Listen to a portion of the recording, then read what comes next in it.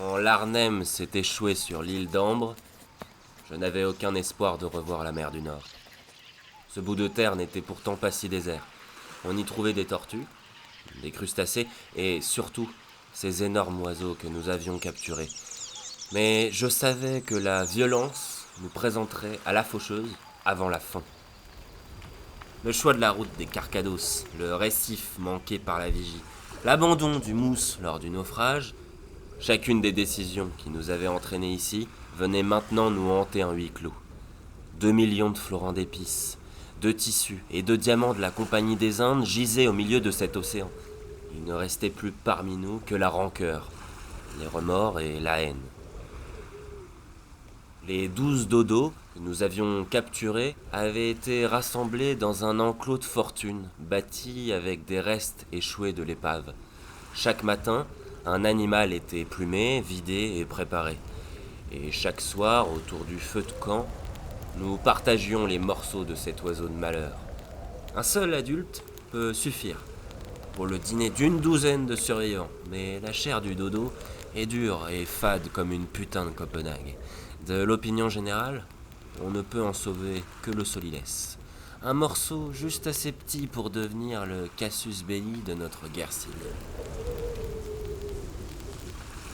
Nous avions donc décrété que le privilège reviendrait chaque soir à celui qui aurait tué et préparé l'oiseau. En attendant l'étincelle qui allumerait notre poudrière, l'équipage s'amarrait à la routine et ses maigres règles de civilité, avec toute la religion d'une vie en mer. Il y avait parmi les survivants un gamin mélanésien qu'on avait embarqué au large de la Papouasie pour le montrer à Amsterdam. Chaque soir, il restait assis en tailleur à côté de l'enclos des oiseaux, refusant les morceaux qu'on lui partageait. Le premier jour, Johan suggéra de le manger quand on arriverait à bout de dodo. Mais personne ne répondit. Pendant 11 jours, on répéta le même dîner sans prononcer un mot. Le moindre élément de chaos aurait fait s'écrouler les fragiles fondations de notre société insulaire. Au 12e jour, il ne restait plus qu'un dodo dans l'enclos. Encore aujourd'hui, je me demande si derrière son œil vide, l'oiseau avait fait la paix avec sa mortalité, comme j'avais accepté la mienne. Mais le matin passa, et un miracle de politesse collective s'accomplit. Sans que personne ne se concerte. Le dodo ne fut pas tué ce jour-là. Le lendemain, il caquetait encore, seul au milieu des plumes et fientes de ses congénères. Et le surlendemain aussi, personne n'osait revendiquer le dernier solilès.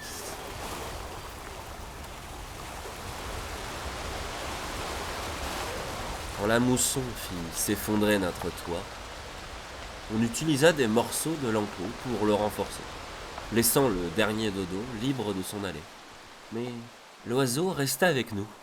Je crois qu'il ne savait pas vraiment où aller. Il marchait au milieu du camp et nous lui donnions les coquilles des huîtres que nous glanions le long du rivage. Bien que nous avions chaque jour faim, personne ne songea à mettre à mort cet animal. Je pense que nous partagions tous la même intuition.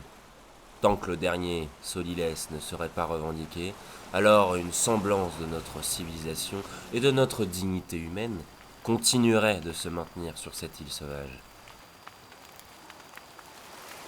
À mesure que nous nous apprivoisions avec l'oiseau, l'équipage commença à s'apaiser et le temps à s'écouler avec simplicité.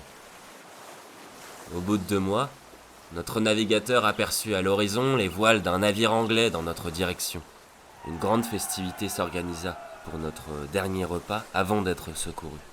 Avec un peu d'émotion, on partit tous à la recherche du dernier dodo pour déguster ensemble l'oiseau qui nous avait rassemblés. Mais il n'y avait plus aucun signe de l'animal. Le gamin mélanésien avait également disparu. Toute notre dernière journée sur l'île fut gaspillée à fouiller le camp, longer frénétiquement la plage et retourner la forêt. Mais l'oiseau et l'enfant restèrent introuvables. C'est finalement avec beaucoup de frustration que les naufragés de l'Arnhem furent secourus de l'île d'Ambre.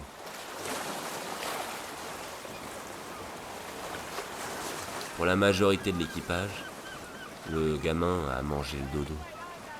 Peut-être qu'il était frustré d'avoir refusé la viande et avait profité du dernier jour pour rattraper le temps perdu. Ou bien, il s'était vengé de son enlèvement en nous prenant à son tour notre mascotte. Je ne suis pas vraiment convaincu. Je crois simplement qu'ils se comprenaient, lui et ce dodo. C'est drôle. Cela fait des années que j'ai raccroché les voiles, mais le goût du manque n'a jamais quitté ma bouche. Je crois qu'il ne partira plus maintenant. Je n'ai jamais goûté le solilès du dodo.